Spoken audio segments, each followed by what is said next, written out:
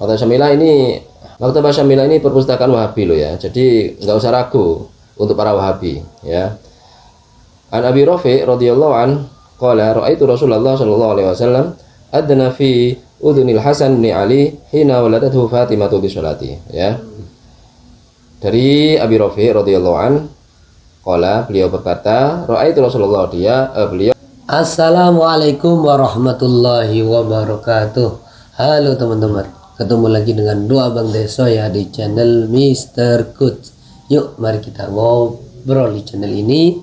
Siapkan kopinya yang kendal, ngolah mikir dengan share serius tapi santai. Oke bos.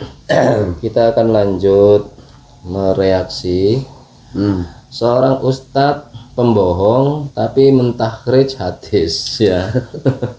Melakukan jarah wa ta'dil, kemudian menghukumi para perawi hadis dengan bohong, pendusta, hadisnya matruk, majhul, dianya sendiri berbohong. Ini fenomena akhir zaman teman-teman ya. Seorang pembohong melakukan jarah wa ta'dil, terus yang ditekankan jarahnya, ta'dilnya nggak ada sama sekali. Oke, kita lanjutkan reaksi yang kemarin, karena kemarin kita mereaksi hanya yang satu rawi, yaitu dari Hasan Ali Yahya bin Al-Ala ya, dari yang Husain bin Ali bos ya. Tinggal tiga, kita selesaikan sekarang yang tiga itu bos ya, biar nggak lama-lama. Kaum muslimin dan muslimat yang dimuliakan oleh Allah Subhanahu wa taala, di depan saya ini ada sanad hadis tentang mengadzankan di telinga bayi. Disebutkan Nabi SAW mengadzankan di telinga Hasan ketika dilahirkan oleh Fatimah radhiyallahu taala anha. Hadis ini dijadikan dalil oleh para ulama disunnahkan mengadzankan di telinga bayi yang baru lahir. Tahukah Anda hadis ini diriwayatkan oleh 4 orang sahabat? Diriwayatkan oleh sahabat Ibnu Abbas, yang kedua diriwayatkan oleh sahabat Ibnu Umar, dan yang ketiga diriwayatkan oleh sahabat Husain bin Ali, dan yang keempat diriwayatkan oleh sahabat Abu Rafi radhiyallahu taala anhum. Adapun hadis Ibnu Abbas ya, kalau Anda perhatikan hadis Ibnu Abbas ini diriwayatkan oleh seorang rawi yang bernama Muhammad bin Yunus Al-Qudaimi. Dia meriwayatkan dari Hasan meriwayatkan dari Al-Qasim meriwayatkan dari Mansur bin Safiyah, Mansur meriwayatkan dari Abu Ma'bad meriwayatkan dari Ibnu Abbas meriwayatkan ke Nabi sallallahu alaihi wasallam. Oke. Di sini yang dipermasalahkan adalah rawi yang paling bawah itu bos, yaitu Muhammad bin Yunus Al-Qudaimi ya. Memang Al-Imam Ad-Daruqutni menghukumi Muhammad bin Yunus Al-Qudaimi sebagai perawi yang dhaif ya. Tapi kita tidak bisa mengabaikan pendapat ulama yang lain bos ya. Kita cek pendapat ulama yang lain. Ini pendapat waqala Abu Bakar Asy-Syafi'i sami'tu Ja'faran at-Tayalusi yaqulu Al-Qudaimi thiqah. Oke, Al-Qudaimi itu thiqah. Muhammad bin Yunus Al-Qudaimi thiqah ya. berarti dipercaya Mas ya.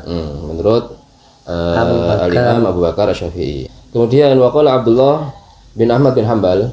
Abdullah bin Ahmad bin Hanbal, berarti putranya Imam Ahmad bin Hanbal ya. Sami'tu abi yaqulu, ayahku berkata, yaitu Imam Ahmad bin Hanbal berkata, yaqulu karena Muhammad bin Yunus Al-Qudaimi hasanul hadis, hasanul ma'rifah. Ya bos ya, berarti baik hadisnya ya menurut Imam Ahmad bin Hanbal sebagaimana diceritakan oleh putranya yaitu Abdullah bin Ahmad ya bos ya. Ini saja sudah cukup ya untuk mengimbangi tuduhan mutlak dari ustadz itu, bahwasanya Muhammad bin Yunus Al-Qudaimi ini seakan-akan nggak dipakai sama sekali oleh para ulama. Oke, selanjutnya Umar radhiyallahu taala anhu. Hadis ini diriwayatkan oleh Qasim bin Hafs. Beliau meriwayatkan dari Abdullah bin Dinar meriwayatkan dari Ibnu Umar meriwayatkan ke Rasulullah sallallahu alaihi wasallam. Kalau Anda perhatikan sanadnya, di dalam sanadnya ada seorang rawi bernama Al-Qasim bin Hafs Al-Umari. Al-Qasim bin Hafs Al-Umari. Untuk Al-Qasim bin Hafs Al-Umari ini mayoritas ulama memang mendhaifkan ya, menghukumi hadis-hadis yang diriwayatkan oleh Al-Qasim bin Hafs Al-Umari ini sebagai hadis dhaif, termasuk Imam Bukhari, kemudian Imam Nasai, termasuk juga mendhaifkan hadis-hadis yang diriwayatkan oleh Al-Qasim bin Hafs Al-Umari bos ya. Jadi tidak perlu kita bahas yang ini, yang sanad ini. Kemudian yang ketiga, yang dari Yahya bin Al-Ala, ini sudah kita bahas yang kemarin bos ya. Kalau sudah kita bahas yang ketiga, maka kita langsung lompat ke perawi hadis yang keempat ya. Yang keempat adalah hadis Abu Rafi. Hadis Abu Rafi ini diriwayatkan dari Asim bin Ubaidillah. Beliau meriwayatkan dari 2 orang, Ali bin Husain dan Ubaidillah bin Abi Rafi.